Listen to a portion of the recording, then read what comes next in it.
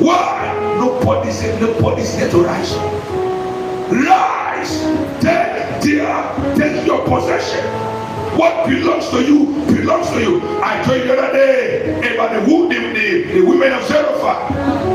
The women of Zarephath, you know, in tradition in those days, the days of Moses, women don't have right to their father's property. Only the men. And 5 daughters of Zarephath, their father died in the wilderness. Now they enter the promised land.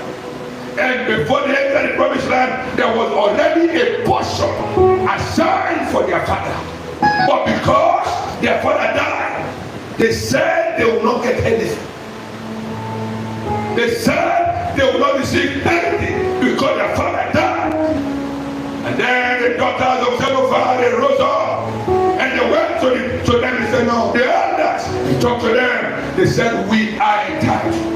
And they fight their case until God himself have to tell the priest, say, listen to them. And because somebody stood up, the whole system changes.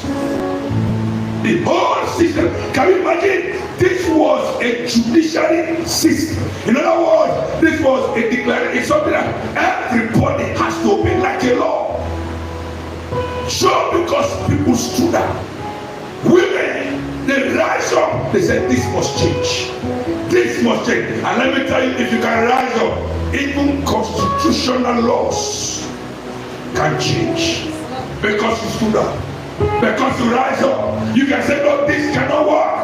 Now let me tell you, if you go back to the history of America, you realize before you have the Martin Luther King issues, most of us believe that we are having problem with black and white. It was a law that if a black man is coming this way, I mean a white man is